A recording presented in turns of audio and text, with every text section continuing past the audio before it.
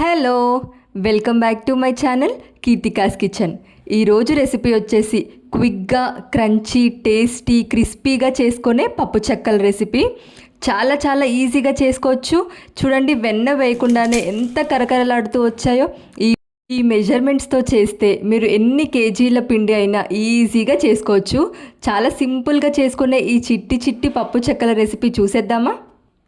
వీటి కోసం ముందుగా బియ్యపిండి తీసుకుంటున్నాను. నేను ఇక్కడ 2 గ్లాసుల బియ్యపిండి తీసుకుంటున్నాను. మీరు ఎన్ని కేజీల పిండి అయినా ఇలా గ్లాస్ మెజర్మెంట్స్తో తీసుకుంటే పర్ఫెక్ట్గా క్రంచీగా వస్తాయి. సోనా మసూరి కన్నా కంట్రోల్ రైస్, రేషన్ బియ్యం అంటారు కదా, వాటిని తీసుకుంటే ఎక్కువగా జిగురుడడం వల్ల ఈ చెక్కలు బాగా కరకరలాడుతూ వస్తాయి. ఇందులోనే చాప్ చేసుకున్న కరివేపాకు కూడా వేసుకోవాలి. 6 నుంచి 7 పచ్చిమిర్చి, అలాగే అల్లం తీసుకొని గ్రైండ్ చేసుకోవాలి. మనం ఇందులో కారం వేయట్లేదు.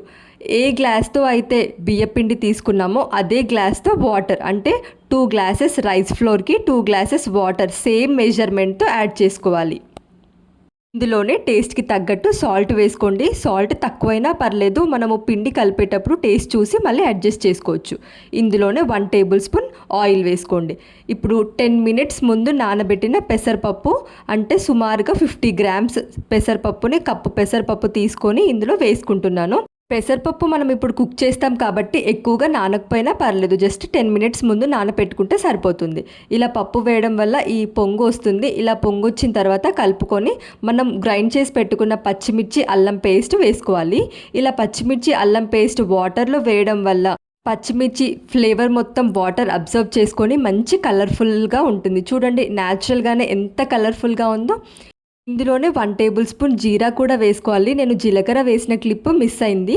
ఇప్పుడు ఫ్లేమ్ ఆఫ్ చేసేసి మనము ఈ బియ్య పిండిని స్లోగా వేసుకొని కొద్ది కొద్దిగా యాడ్ చేసుకొని ఉండలేమి లేకుండా పిండి వాటర్లో మొత్తం కలిసేలా కలుపుకోవాలి. ఇలా కలుపుకున్న పిండిని వేరే బౌల్లోకి తీసుకుంటున్నాను. పిండిని ఒకసారి ప్రెస్ చేసి మొత్తంగా సెట్ చేసుకున్న తర్వాత ఒక కాటన్ క్లాత్ కానీ కాటన్ టవల్ని ఒకసారి వాటర్లో తడిపి ఇలా 5 మినిట్స్ రెస్ట్ చేయాలి. ఎందుకంటే పిండి చాలా వేడిగా ఉంటుంది, మనం వెంటనే చేయలేము. ఈలోపు మనము ఈ చెక్కలు ఫ్రై చేసుకోవడం కోసం ఆయిల్ వేడి చేసుకోవడానికి కోసం పెట్టేసుకుంటున్నాను. ఇప్పుడు ఈ బియ్య పిండిని కొద్ది కొద్దిగా వేరే బౌల్లోకి తీసుకొని, మళ్ళీ వాటర్ ఏమీ యాడ్ చేయకూడదు. ఇక్కడ టేస్ట్ చూసుకొని సాల్ట్ తక్కువైతే ఇందులో సాల్ట్ యాడ్ చేసుకొని ఇలా పిండి ప్రెస్ చేసుకోవాలి. వాటర్ జస్ట్ కూల్ వాటర్లో డిప్ చేసి నేను హ్యాండ్ని పిండిని కలుపుకుంటున్నాను. చూడండి, ఇక్కడ ప్రెస్ చేసి చూపిస్తున్నాను. ఈ కన్సిస్టెన్సీ వచ్చేంత వరకు కలుపుకుంటే సరిపోతుంది. మనము ఏ సైజులో అయితే చెక్కలు చేయాలనుకుంటున్నామో ఆ సైజు పిండిని తీసుకొని ఇలా రౌండ్ బాల్స్లా చేసుకొని పక్కన పెట్టేసుకోవాలి.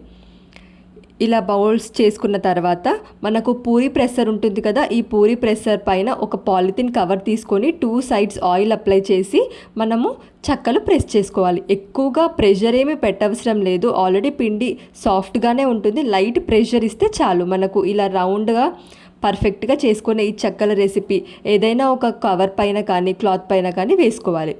ఇలా ప్రిపేర్ చేసుకున్న ఈ చెక్కల్ని మనము ఆయిల్ లో ఫ్లేమ్లో కానీ మీడియం ఫ్లేమ్లో కానీ అడ్జస్ట్ చేసుకొని మనము ఈ చెక్కలన్నింటినీ వేసుకొని ఫ్రై చేసుకోవాలి. నేను సైమల్టేనియస్గా 2 స్టవ్స్ పైన పెట్టేశాను, టైం సేవ్ అవుతుందని చెప్పి.